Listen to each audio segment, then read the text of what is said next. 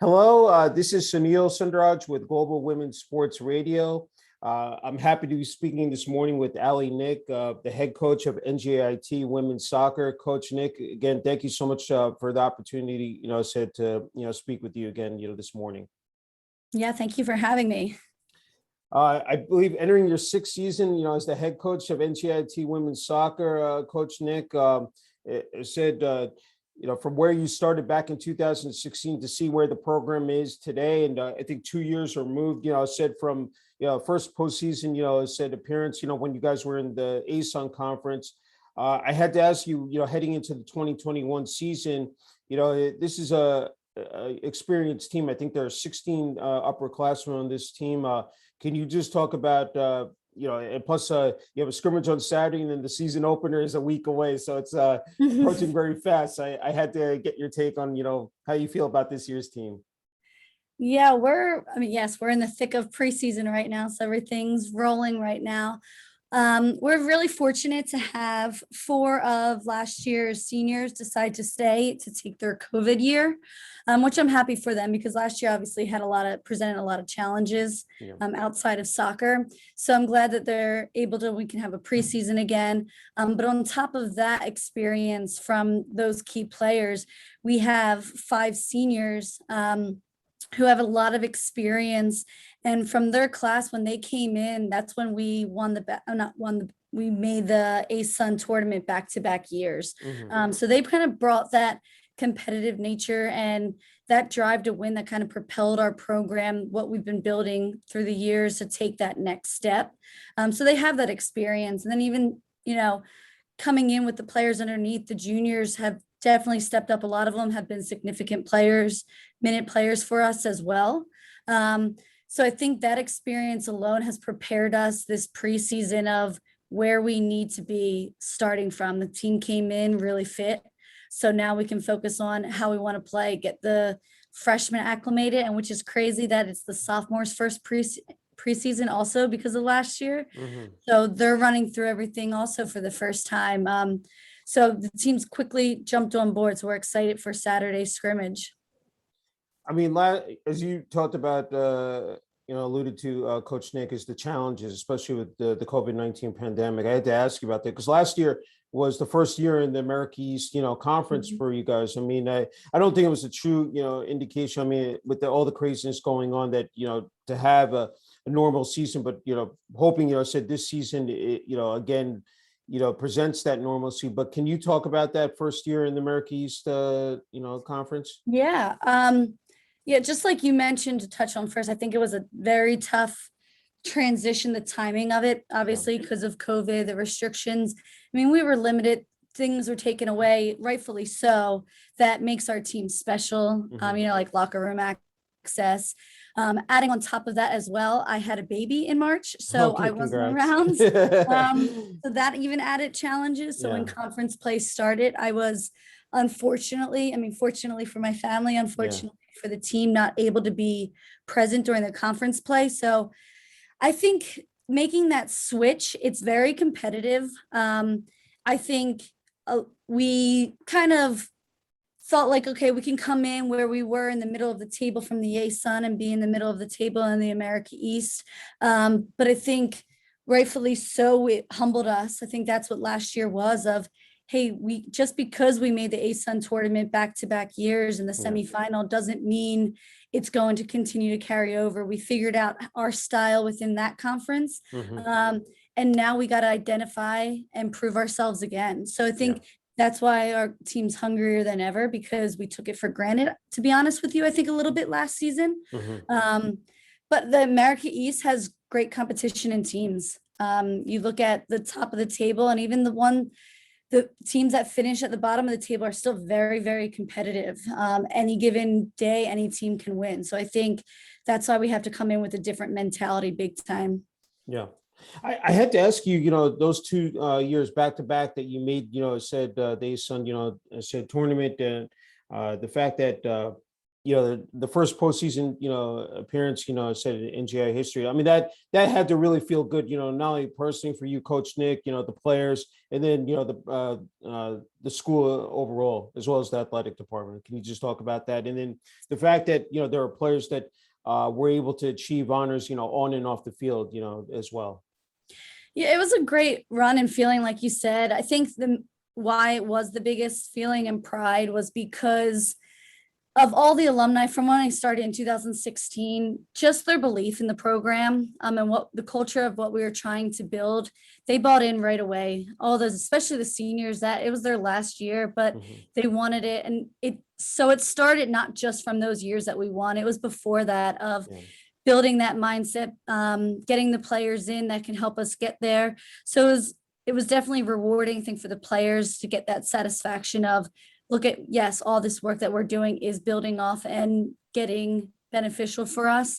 So I think that was really important. And just seeing, obviously, the way we did it too in the last year in 2019 of that comeback against Liberty as well, it definitely gave us belief that, hey, we can play with anybody, and coming back from that. So that was big for us as a program, but also as a school. I think that a lot of the teams definitely are completely blowing up right now in the sense of taking that next step. I mean, we say it's like a sibling rivalry here. Look at our men's soccer team. When then that same year they won the conference championship in the ASUN. You see what basketballs, even women's basketball this past year with their young players, what baseball did. So it's fun. And then even the little sports, fencing, and what they're growing to be. So it's definitely exciting right now. And I think the athletes are thriving off of that. And that's what we want our team, that competitive nature, that we all want to be doing well. We all want to be succeeding. Yeah. I mean, I know it takes a whole team, a village, said to build a successful program, but during those years, 2017, 18, a couple of players I wanted to ask you about, Fiona Wright and I think Ariana Gerber. Can you talk about them? They meant a lot, again, to the team's, winning ways, during those years, Coach Nick. Yeah, I can't say enough about those two players. Ariana Gerber first, that kid was probably one of our best leaders, and one of the best players that will ever go through this program. How she was on and off the field. She got players working around her. She was a great kid too. And I think that's what a lot of people take for granted, that it's not just what they do on the field, but she encompassed everything, and she had a tough run. There was setbacks that she has had, but she's overcome them. And I think a lot of it, her senior year, is when we made the tournament for the first time, and a lot of the team got behind her and the rest of the seniors of where they were going in the direction.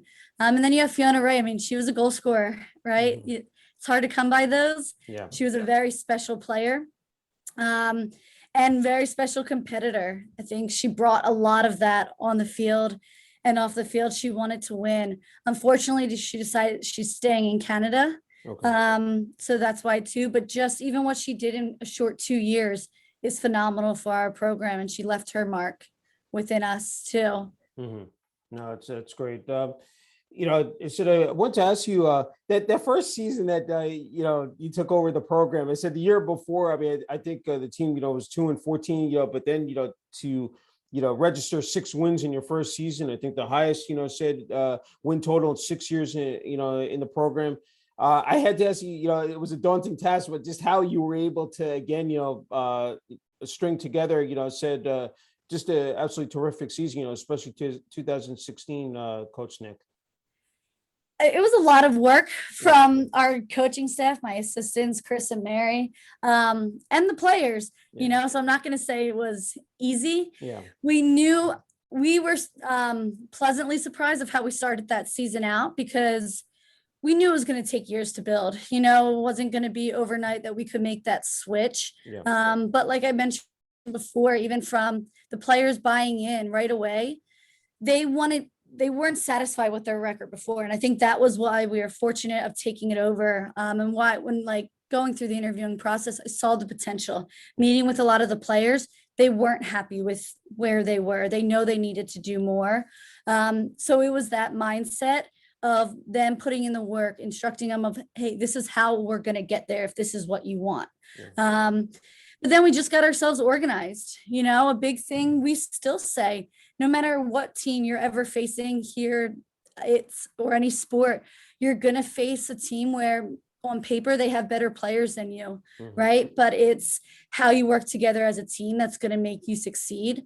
And we take a lot of pride in that as a team. On paper, it doesn't mean anything. On paper, we might be better than teams, but that's why sometimes sport of soccer can be challenging in a good way and a bad way. Is you have a lot more, unlike other sports where the underdogs can win. I think, like I said, we take a lot of pride in that underdog mentality of our team succeeding. We have to be organized defensively. So that's our number one priority. And then we build from there. So that was basically what our foundation started with in 2016. And when conference hit, did we want more results? Absolutely. But we were playing better. And that was our goal, just to keep building and getting better every year. Yeah. I mean, it said, and to follow that up in 2017 with another winning record, it said 9-8, you went that season. The fact is that, again, there are a couple of players I want to ask you about, Brianna Hakos and Yasmin, Malik. I mean, those are two players, again, it said, academically, but also Yasmin making it all from, I think, freshman team there in the ASUN. Can you talk about that? And another thing I want to just add to that layer is that the fact is that you talk about priding yourself defense, the amount of shutouts that you had, I think, in 2017, 18 as well. I mean, that's something that you definitely, I think focusing on quite a bit, Coach Nick. Yeah, I think our record right now is 9 shutouts in a season, which is amazing. Which is, any program, that's really good, I think. So we set that every year that we want to be hitting the shutouts. We want to be a team that's tough to score on. And that's where I think last year we kind of went away, a little bit away from our identity of that. And we have been working to get that back and get back to where we know we can be. But like you said, those players, Yasmin's actually one that is staying for her 5th year, luckily. That year, her freshman year, she actually was playing center back. Now she's in the midfield for us. But just still, I think it goes to show, not just her that year, that freshman class who are 5th years now. I think we had significant, maybe at the time there was 5 of them that were starters for us as freshmen. So we knew they needed to get the experience. Were we going to drop some games? But then you saw it as they got older, and with their experience, they know what they have to do to win games. And they're some of our biggest ones and competitors. But even also just touch on, so it's not just her, but even like Brianna Hakos, but a lot of the players, our academics, obviously at NJIT, as you know, are very stringent, right? They're difficult. And we take a lot of pride in that. So even after the year last year with difficulty of online learning, the spring, our team cum was a 3.64. So we have kids that are on team that aren't just great at soccer, but they are great academically. And our program takes pride in, we use soccer as a tool that's going to prepare them for the future. So afterwards, they're successful. They're getting great jobs. They're holding managerial positions in their jobs with great salaries. And we love it because we look at our program holistically, help them get to those steps, and get them ready for it. So I think that's where what separates us too from a lot of programs in the country is we get kids that want to do both aspects really well and do both aspects really well. Yeah, no, I agree 100%. It's a great inspiration as well to have those alumni come back and also serve as mentors and just, for the incoming, for the underclass and incoming freshmen, I'm sure as well, Coach Nick. I had to ask you as well, the facilities at NJIT, are just absolutely, phenomenal. Of course, you talk about the WEC, the Wellness and Event Center, but I have to ask you about your home field, said state of the art. I mean, it doesn't get any better, said with that digital video board there, LED lights. I mean, it just, I think the players, sense that they feel so comfortable being at Lubeck and, field at Mail Simon Stadium. Can you talk about, what it means, to play there now, I mean, during the day, but then, you have your nighttime matches as well, Coach Nick. I would love, as a player, I would have loved to play in this environment. I think it's one of the best in the college game, especially in our region. Definitely. We're excited to be able to right now have fans back, because that's a huge part, that atmosphere that it creates, especially night games. Like you said, it's packed, the stands, you're right in the middle of campus, the lights. So the field, we take a lot of pride in that. I think it was in 2019, we only gave up 2 goals on our home field that year. Wow. Okay. So I think that's how much it shows that Yeah. home field. We take, like, girls take a lot of pride in that, our Yeah. players. But just the accessibility and the resources is phenomenal. I mean, they can walk right in and out from our locker room to the training. The athletic trainers are there. Yeah. Study halls located in the building, our offices as coaches. So just anything in our strength and conditioning room, and our coaches are phenomenal. So they're able to come out and watch practices and then go inside it with the team and be doing the lifting. So just the resources that we have, they're basically treated like professionals in this environment. Yeah. So it's fun. It's fun to be around. It's fun to play in. That's great. I don't want to forget, of course, the administration, NJIT athletic director, Lenny Kaplan, what he's meant, in terms of, resources and just, help here, said since you took over in 2016, Coach Nick. Yeah, I can't thank and say enough about what Lenny has done for the athletic department here, and all of our administration as well, Andrew and Peg underneath of that, and all the support staff, but also Dr. Bloom from NJIT, also our president. They don't just see athletics as sports. The investment that they're putting into the programs and our student athletes is phenomenal. They want the student athletes to succeed, and that's where they're setting them up to do that. And they know that it's the experience as well. So I think that's the bigger part. They're both very accessible, Dr. Bloom and Lenny, knowing our student athletes' names, being at events.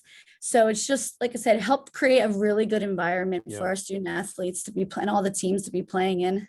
Yeah, no, it's just building that winning culture, and it's great to see, everyone, as you said, just buying in, invested in this.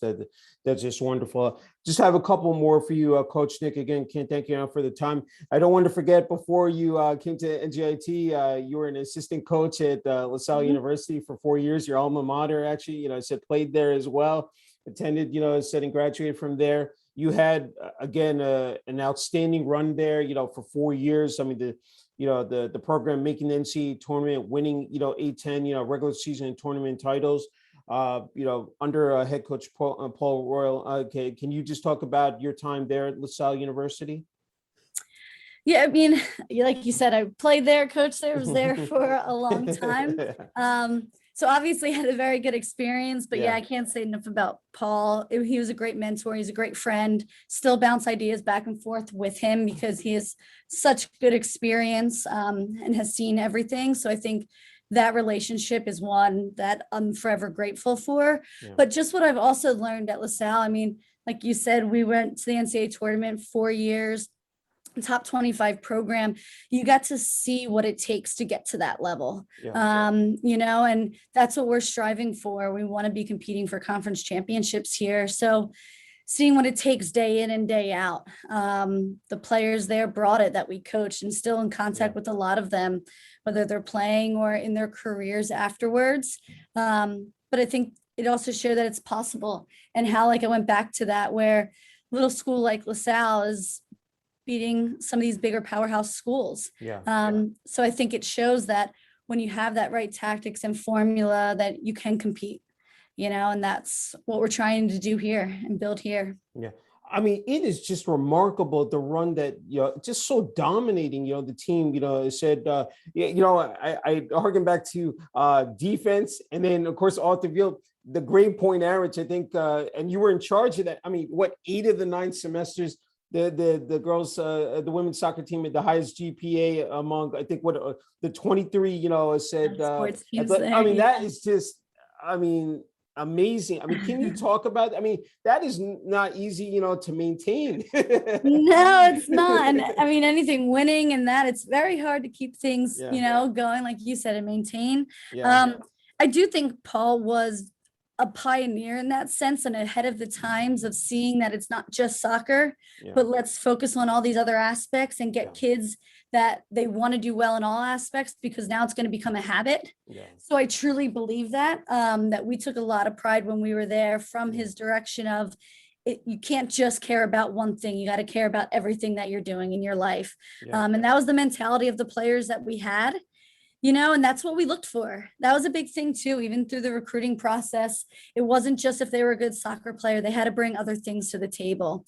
And brought in the right kids, that they were special players. They really, really were. It's hard to find that, and I think every coach is in search for that. And when you find it, that's what happens. You get programs like that.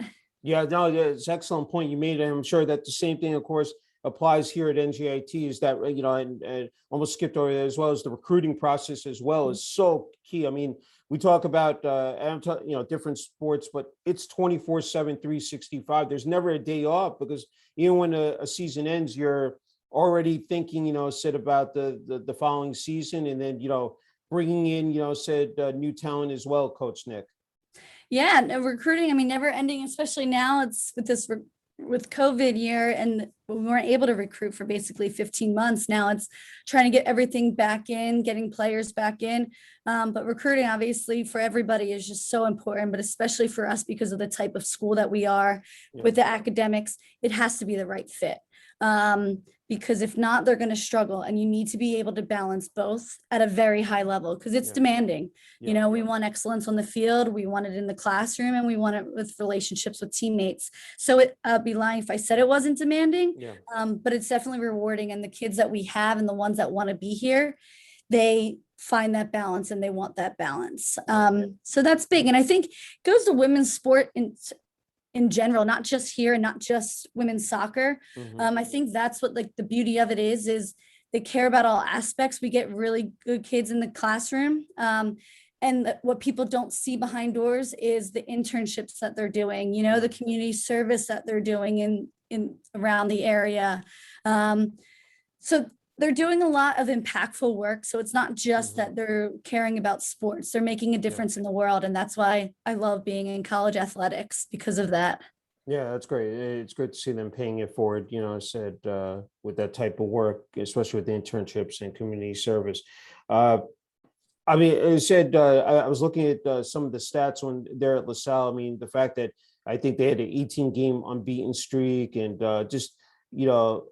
again, the defense was just superb, in goals against average, but also as a player. And this has got to be a full circle moment for you, because I think when you were at LaSalle, you played NJIT and actually scored a couple of goals. So I had to ask you about that, what that feels like, as you said, to have that, again, here you are now ended up as the head coach at NJIT here, Coach Nick. Yeah, it's funny when we did. I mean, even some of the alums actually were on the team when we played. Okay. So it's funny joking around about that part of it. Yeah. But even just what they've built, I mean, obviously playing against it, we see where the program was, and even just the work that they've put in. So building it off of where, like I said, the program was before at NJIT, and even when I played them when I was at LaSalle, and to get here.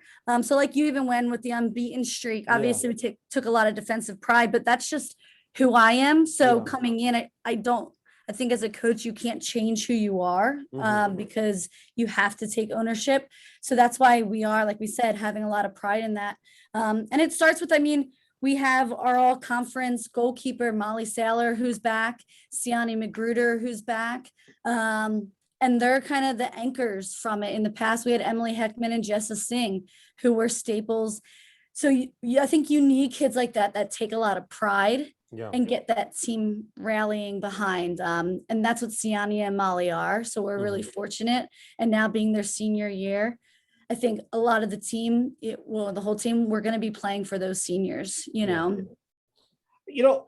was just with LaSalle that as a player, you were not only able to, again, do it on the field. And what was so impressive was, I think, your durability, the amount of games that you were able to start and play in. But then, just the number of academic honors you were able to, again, rack up, and just be able to, make academic all teams and an honor roll. What did that mean to you personally? You talked about the balancing act, here on the, said now as a coach, you see it with the players, but when you played, you were able to do that. What did that mean to you, Coach Nick? I think growing up, it was always instilled in me from my parents. So I have to give them a lot of credit that it was from them. It was the balance. I had no choice to do well in school, or else probably soccer was going to be taken away. So I think that's just how I was driven as a person, and seeing both sides of it, the academic side and the playing side. I'm a competitor. So even in the classroom and on the field, I want to be the best. Yeah. It doesn't change now. I still jump in and play with the team, so I think it's a passion. You never Yeah. lose it, and I Yeah. think once you do lose it, then probably time to change careers, to be honest with you, because I think the student athletes deserve it. They Yeah. deserve seeing it. You're going to get more out of them, and that inspiration. My coaches, when I was in college, you saw the passion of how much they loved it. And I think it obviously played into me of I wanted to be around it. And I just hope that even I can STEM, obviously a lot of ours are going to be young professionals and very successful, but that in some capacity, they could even, some of them can stay in the game, and pass it forward that way. Hey, from Washington Township, New Jersey. Don't want to forget about your roots. Said attending there again. You were able to have so much success on the soccer field. Can you talk about your time there as well? In high school. Yeah, I mean, I loved my high school experience. I'm a big believer in high school soccer in that sense, because I think it gives you that community feel. Yeah. So even just the team there is very supportive, the programs. Even now too, the Katie Sachs, who's the coach, has done a great job with the girls soccer program there. Mhm. And I actually, small world, I have to give a shout out. My brother-in-law is actually the boys coach, and he is he's going to kill me, but a 2 or 3 time state champion of New Jersey. Okay, that's So he's the boys coach on that side. Yeah. So it's even nice bouncing ideas back and forth with him, but it's great seeing both of the successes of both the girls and boys programs there continue to grow. So it's fun staying on top. But we actually have on our team at NJIT, we have a lot of South Jersey kids. Okay. So even rivals schools, Yeah. it's the big joke of we have like the Shawnees, the Cherokees, we're Mhm. rivals of Washington Township. And we have a lot of girls here that are from that. And I think because they play with that chip on their shoulder, Yeah. and I think it's fun, competitive rivalry. Even still, we joke around when Township plays either Shawnee, we're Mhm. still have that competitive, and all of us are not even playing. Yeah. So definitely that tradition and rivalry is still there. So it's fun, like I said, recruiting and going back and getting kids from that area big time. Yeah. They do well for us here. I don't want to forget also that you're involved, as well with the United States Soccer Federation. I think, the U14 youth national team. I don't forget about that. And then there's the Region 1 Olympic Development Program in Brick, New Jersey. I mean, that's important as well. I mean, just as far as the development of, women's soccer. Can you talk about that? That's huge, I think, again, for, driving up the popularity of the game as well, Coach Nick. Yeah, absolutely. So the past couple of years, the landscape has shifted of how they're running everything. Okay. So I haven't been as involved the past couple, but when I was involved with it, it's definitely huge for the youth. Like you said, I can't say it enough of just the development of training in those environments, competing and getting players' names out there so they have that experience.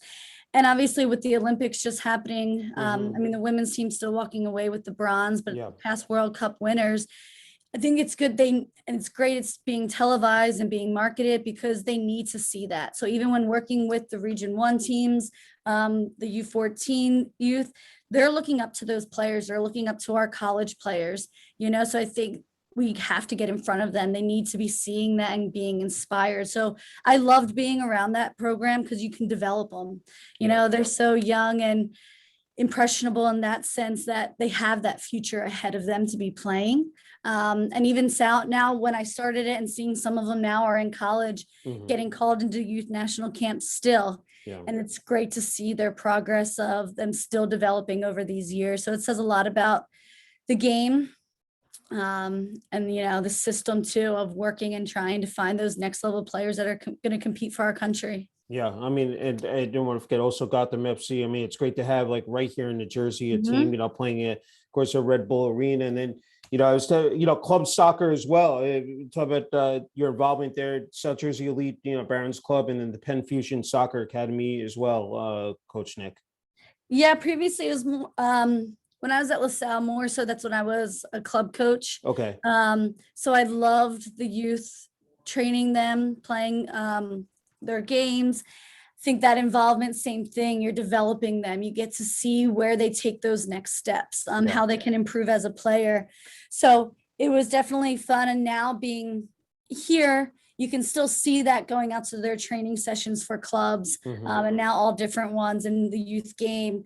So definitely just seeing how important it is for the youth and the club to be that commitment to be developing players is really big for our game. Yeah, no, it's true. I just have the last three I have is first is when you were growing up. I was wondering, was it just mainly soccer? If there were any other sports that you played as well, Coach Nick?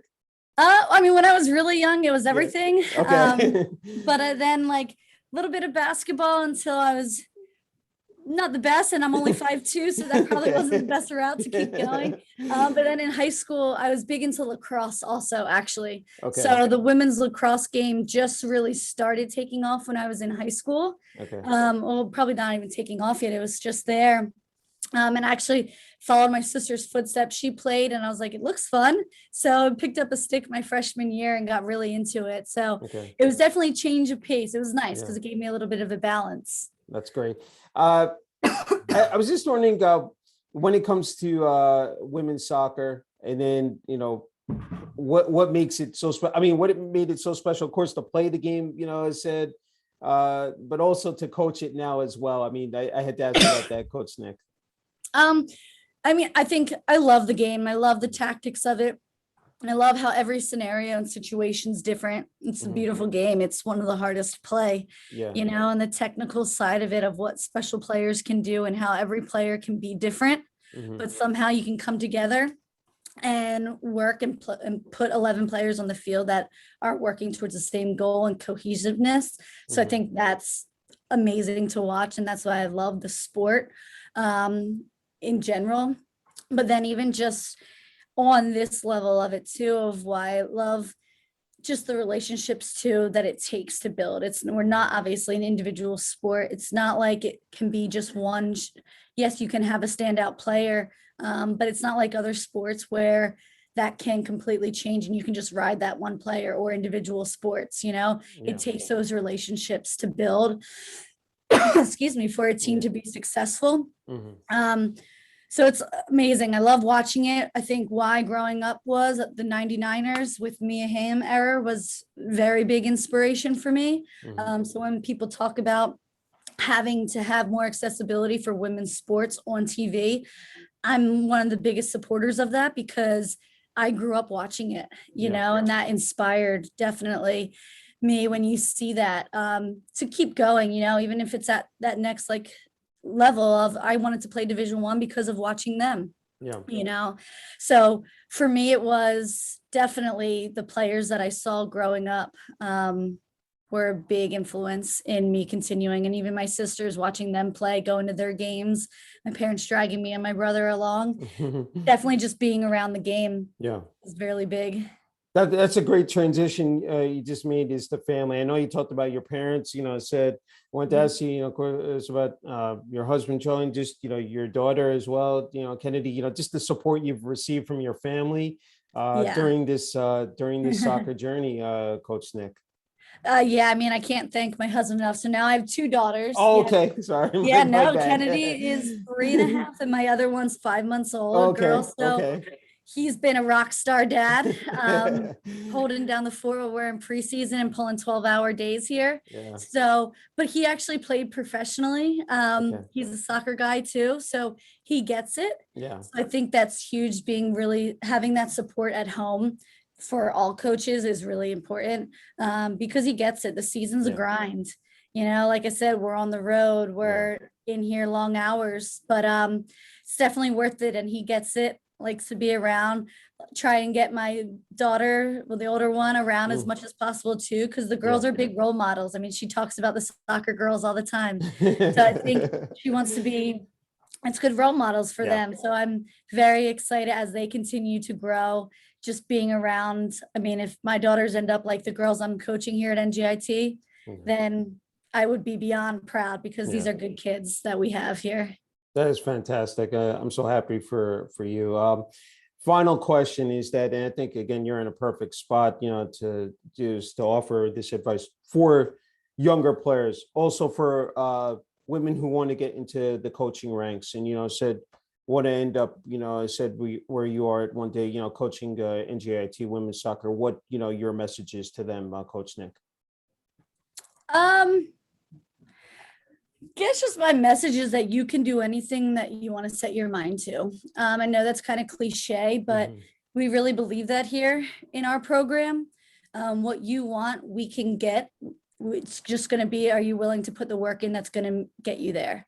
So for us, that's what we base it off, everything that we do. And like I said, passionate, giving that effort all the time, on the field, off the field, and making a difference in everything that they're doing, every relationship that they're impacting.